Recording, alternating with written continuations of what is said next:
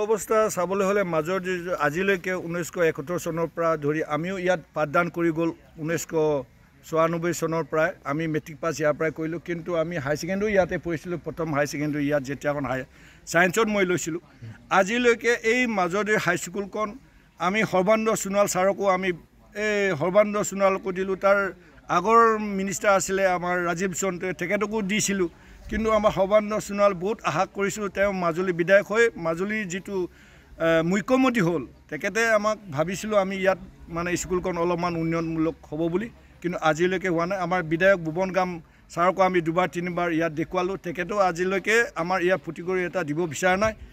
আমি ইয়াত আমি ভাবোঁ যে মাজৰদেউ ঘৰাকৰণীয়াৰ পৰা ধৰি আমাৰ মাজৰদেউ বোকাপথটোলৈকে আমি বহুতবাৰ আবেদন নিবেদন কোনো গুৰুত্বতা নাই বুলি মই মানে ভাবোঁ আৰু আজিলৈকে কিন্তু আমি এতিয়া বৰ্তমান মুখ্যমন্ত্ৰীক আমি অনুৰোধ জনাইছোঁ তেখেতে অতি সোনকালে এই ব্যৱস্থা কৰি দিলে আমি বহুত ভাল পাওঁ এই মাজৰদেউ ঘৰাকৰণীয়াৰ পৰা ধৰি মাজৰদেউ বোকাপথ আৰু মাজৰদেউ উচ্চতৰ মাধ্যমিক বিদ্যালয়খন অতি সোনকালে মানে মাজৰদেউ আমাৰ এইটো ঐতিহাসিক যুগত আজি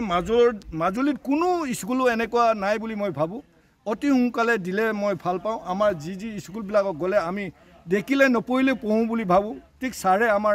মানে মুখ্যমন্ত্ৰী ছাৰে এনেকৈ যদি আমাৰ উন্নয়নমূলক ল'ৰা ছোৱালী ভৱিষ্যতৰ চিন্তা কৰি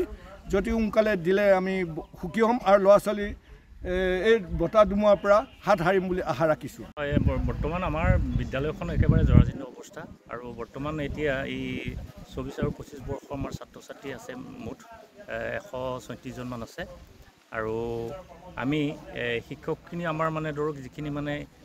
আমাৰ শিক্ষা বিভাগৰ পৰা যিখিনি নিযুক্তি দিয়া আছে শিক্ষক আমাৰ মানে ফুলফিল হৈ আছে সম্পূৰ্ণ হৈ আছে ছাত্ৰ ছাত্ৰীখিনি আমি এতিয়া বতাহ ধুমুহা আহিলে আমাৰ বৰষুণ পৰিলে মানে ক্লাছটো কৰি দিবলৈ মানে আমি শ্ৰেণীকোঠাৰ পৰা উলিয়াই আনিবলগীয়া হয় যিহেতুকে আমাৰ টিনপাতবিলাক মানে বেয়া হৈ গ'ল 1971 চনতে এইখন বিদ্যালয় প্ৰতিষ্ঠা হোৱা ইয়াত বৰ্তমান আমি এতিয়া ভাবিছোঁ যে আমাৰ মাজুলীৰ বিধায়কজনকো আমি আবেদন নিবেদন কৰিছোঁ আৰু লগতে আমাৰ দেউৰী পৰিষদকো আমি আবেদন নিবেদন কৰিছোঁ কিন্তু আমি এতিয়ালৈকে কোনো সুফল পোৱা নাই উত্তৰ পোৱা নাই যে বিদ্যালয়খন এনেকুৱা জৰাজীৰ্ণ অৱস্থা এইখন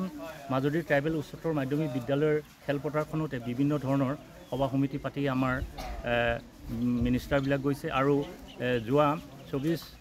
নৱেম্বৰ দিনা গত বৰ্ষৰ 30 নৱেম্বৰ দিনা ইয়াতে ডাঙৰ এখন মানে ধৰক বিম্বৰ দেউৰীৰ মানে মৃত্যু দিৱস হৈ গৈছিল তেতিয়া আমাৰ বৈদেশিক মানে হৈছে মন্ত্ৰী আমাৰ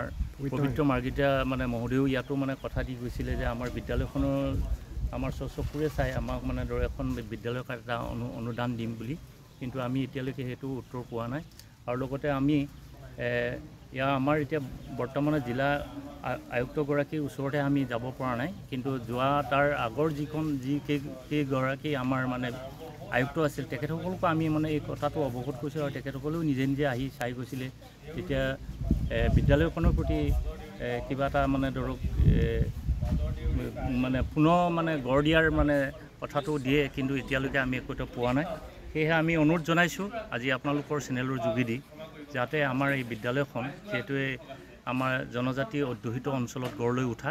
আৰু ইয়াত এইখন বিদ্যালয়খন প্ৰতি